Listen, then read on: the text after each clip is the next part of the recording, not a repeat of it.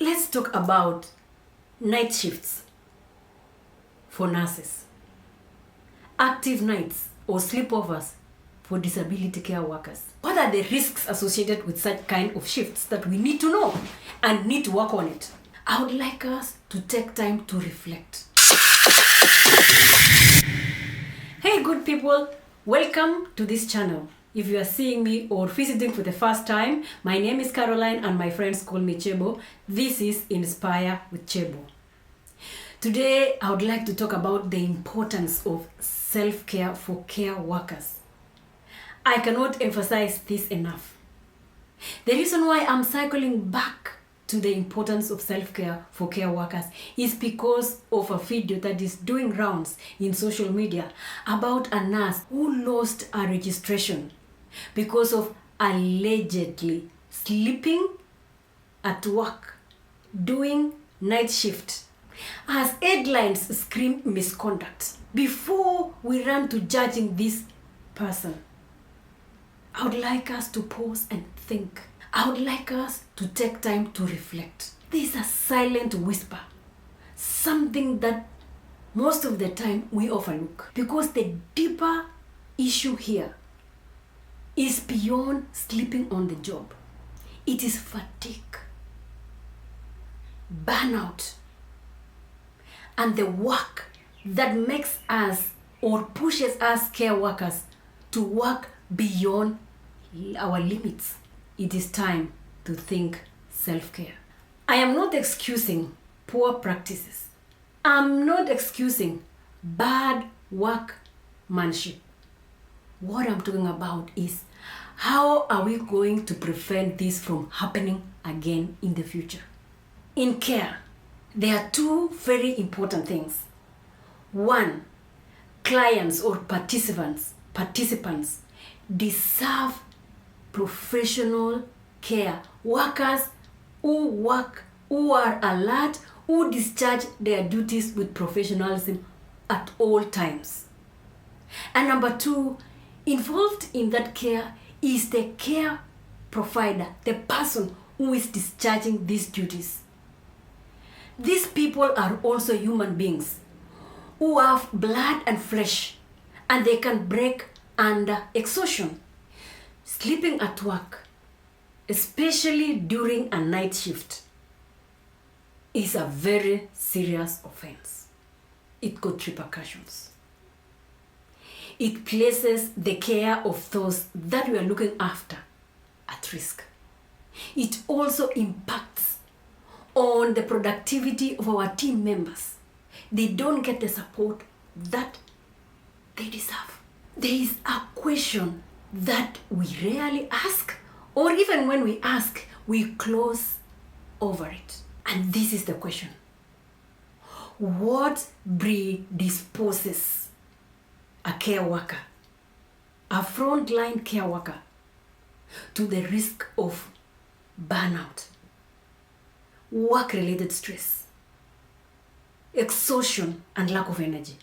What is it that's making them to sleep at work? Because people don't sleep at work because they don't care. They sleep at work because their bodies are so exhausted that there is no energy left over to give. Let's talk about night shifts for nurses, active nights or sleepovers for disability care workers. What are the risks associated with such kind of shifts that we need to know and need to work on it? One of them is active nights. I have done active nights. I have done daytime shifts in aged care, in disability. I have done afternoon shifts. Every shift has a risk and a challenge associated with it. We only need to manage it. And what are those? Active night, for example, it interferes with our sleeping cycle. Active nights reduces our alertness. Active night duties predispose us to making errors because our sleeping pattern has been interfered with, our mental capabilities have been interfered with. Most of the active night or night shifts, sometimes organizations find it very hard to fill. That's why you find thin staff. In this case, the nurse were managing multiple clients in the facility. Now, add that one to working back-to-back shift. Personal expectations, because care does not end at work. Most care workers carry this care home. Some of us are parents. We care for our children. We care for our parents as well. We care for those who need our support. Financial pressure, education, and so many other personal expectations. You can imagine the recipe. So at this point, considering all those factors, you will realize that fatigue is not a personal failure. It is an hazard that needs to be addressed and mitigated. Yet, most care workers are being encouraged to push on and told to be quiet and be grateful that they got a job. A system that promotes that kind of mindset is a dangerous one. And remember, as a care worker,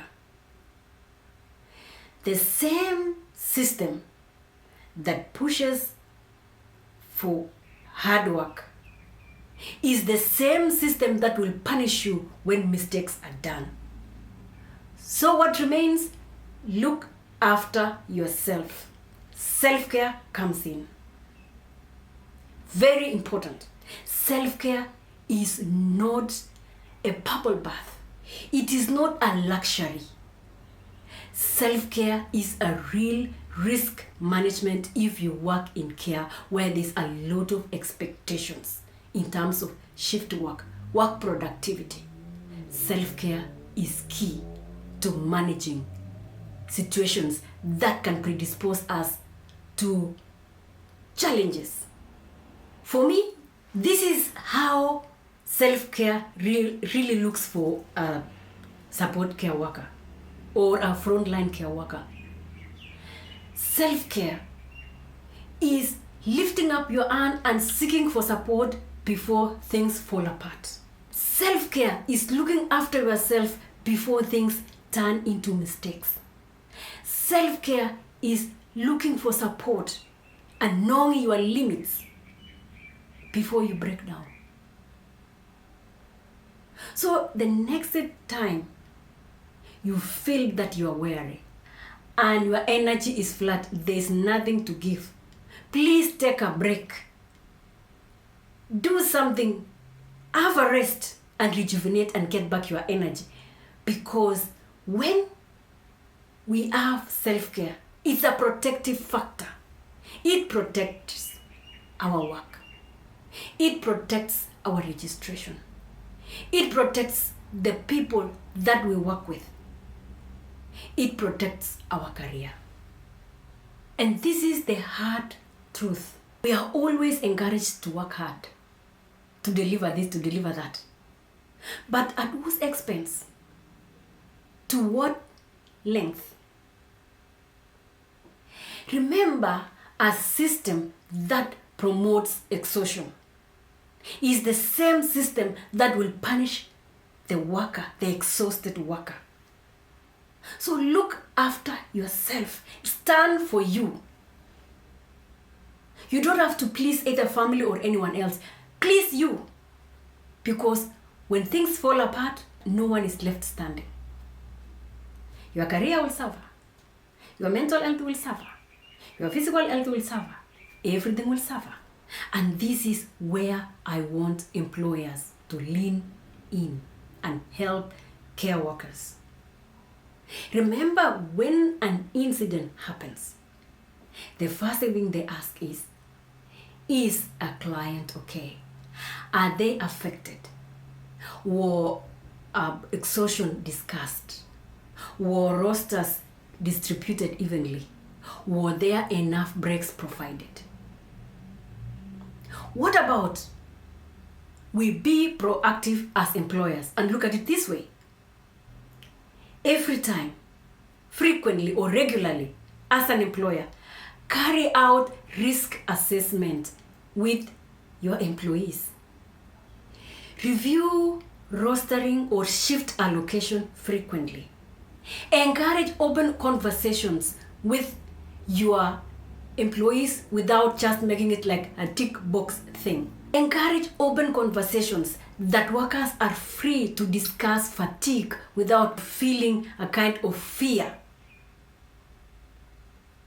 Because when the care worker is well taken care of, the client is covered and the workplace will thrive. And if you are a care worker watching this video, I want you to know this. Your registration matters. Your well-being matters. Your personal life at the same time, work life matters. And burnout does not announce itself. It comes in quietly through fatigue, through being numb, through unresolved stress.